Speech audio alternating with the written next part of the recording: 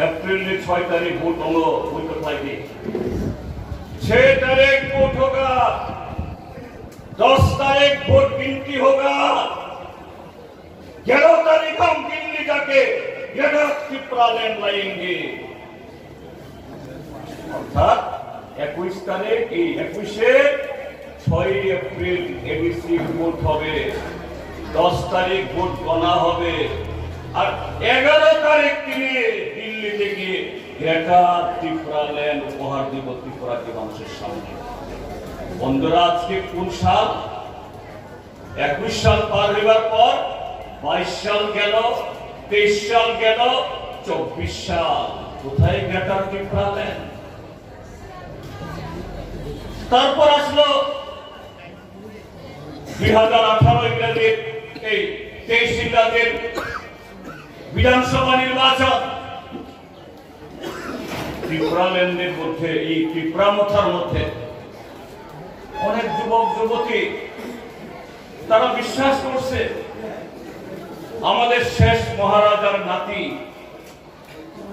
মহারাজারে আমাদের ত্রিপুরার লোক ভালোবাসি আমরা, অন্যায় কিছু না।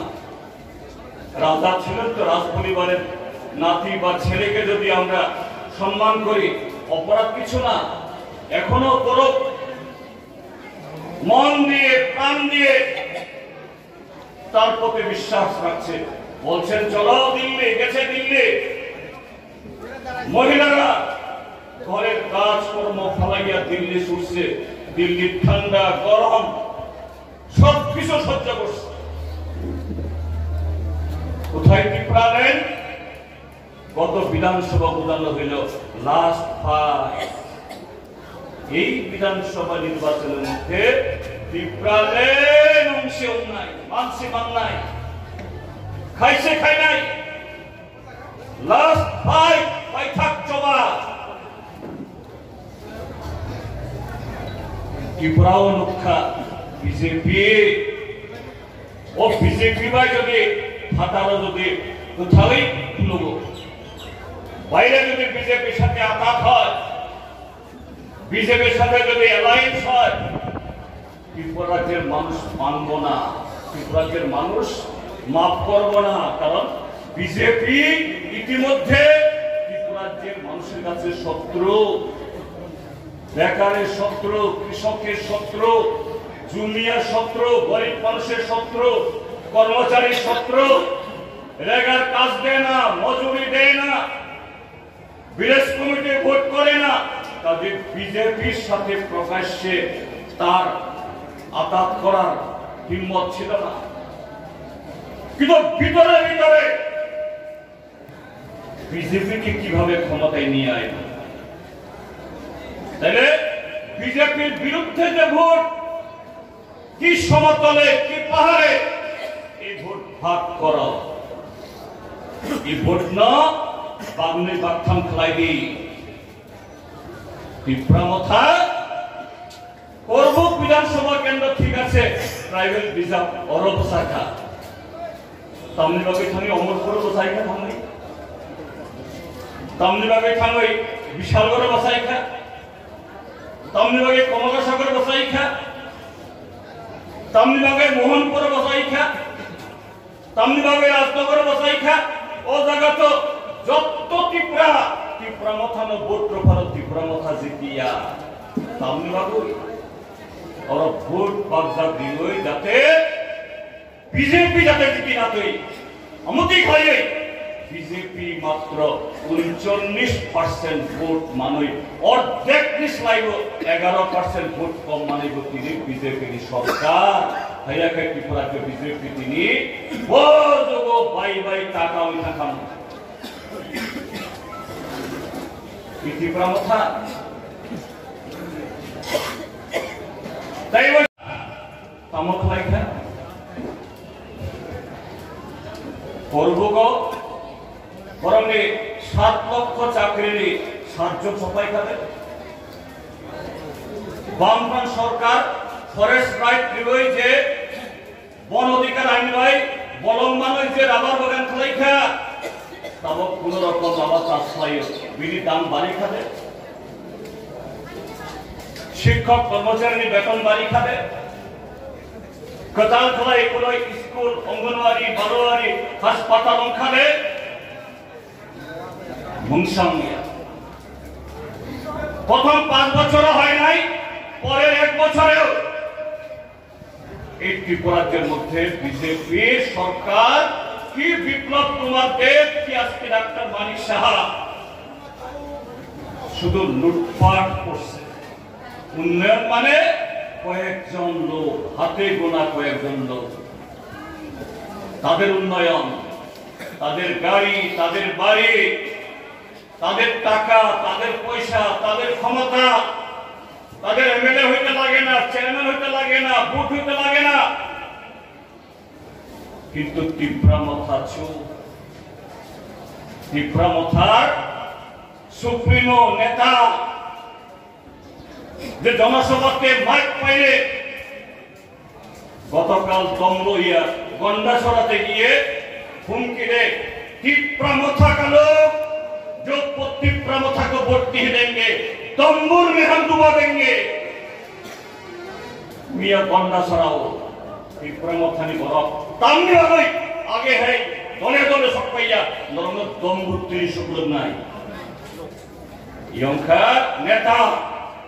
কিন্তু বিজেপি সরকার তামো নরেন্দ্র মোদী তামো ডাক্তার মানিক সাহা বরফ যে ত্রিপুরার জন্য সর্বনাশ করাইত মাইয়া সাহ মাইসাইয়া ও বড়মরা হসাই কতর অরণ খুশি নাই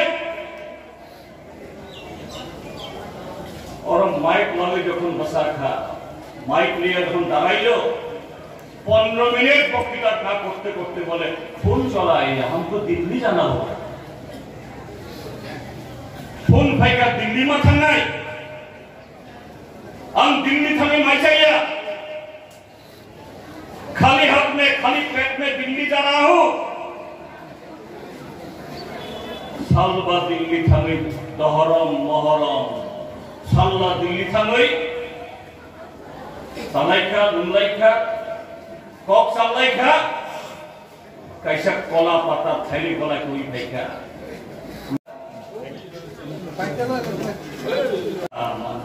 तामुमानखा वो एग्रीमेंट पे बोलता था बेटा चित्रालन कौन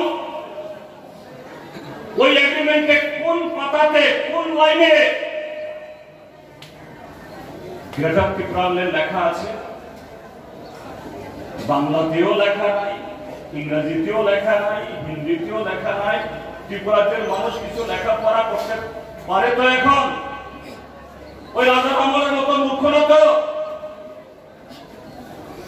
আজকে তো ত্রিপুরাজ্যের লোক এই পর্বকেও কয়েকটা ইংলিশ মিডিয়াম স্কুল আছে, এখন তার মূর্খ না। কোথায় আছে সেই এগ্রিমেন্টের মধ্যে গ্রেটার ত্রিপুরালে? কোথায় আছে সেই এগ্রিমেন্টে? ভারত সরকার রাজি হইছে? যদি তাই হইতো গত 15 এপ্রিল কুমারঘাটে স্বরাষ্ট্রমন্ত্রী অমিত শাহ জনসভা করছে, সেই জনসভাতে প্রদ্যুৎ মানিক্য কিশোর ছিল, কই একটা যেন বলমাত্র যে প্রদ্যুৎ কিশোর বলতো बीजेपी ठोकाई, बीजेपी हमको कुछ नहीं दिया, बीजेपी हमको खरीदना चाहता है, बीजेपी एडीसी को तोड़ना का कोशिश कर रहा है। हम सिर झुकाएंगे नहीं, আমরা মাথা নোয়াবো না। আমরা তাদের কাছে বখরক কঙ্গিয়াছুম এই মিয়া ওখানে কোনো সাগর কাল পরশুতে কথা বলে বলতো। আর 15 এপ্রিল তারিখে সেই প্রদ্যুৎ মানিক্য কিশোর সেখানে গিয়ে বলেন, आदरणीय स्वराष्ट्र गृह मंत्री जी, मैं आपको बहुत आभारी हूँ, अर्थात আপনার জন্য আমি সাংঘাতিক কৃতজ্ঞ। हम आप लोग त्रिपुरा को बहुत कुछ दिया है। क्या दिया है? क्या दिया है? सीएए दिया है। सीएए दिशा আমাদেরকে সেই সিআইএর বিরুদ্ধে লড়াই করতে গিয়ে স্বরাষ্ট্রমন্ত্রী গৃহমন্ত্রী অমিত শাহ শিষ্য বিপ্লব কুমার দেব মুখ্যমন্ত্রী গুলি দিছে 5 জন যুবক মাদক বাড়িতে গুলি খাইয়া প্রায় মরে আর পদ্মুত মানিক কৃষ্ণ বলে গৃহমন্ত্রী জি आप हमको बहुत बहुत कुछ दिया है যে বিপ্লব কুমার দেব শান্তিপূর্ণ ভাবে সি আন্দোলন করতে গিয়ে গুলি খাইল বিপ্লব কুমার দেবকে বলে বিপ্লব কুমার দেব मेरा बहुत बहुत परम मित्र दुबाग्रा साहेब পদ্মুত মানিক কিশোর ত্রিপুরা যে ট্রাইবেলদের যিনি বড় রঙে যিনি হামজা মোম যিনি খুলুং মোম যিনি বরম বন ব্যবহার খাই শাক শাকনি পুঁজি খাইখা শাকনি লাভ খাইখা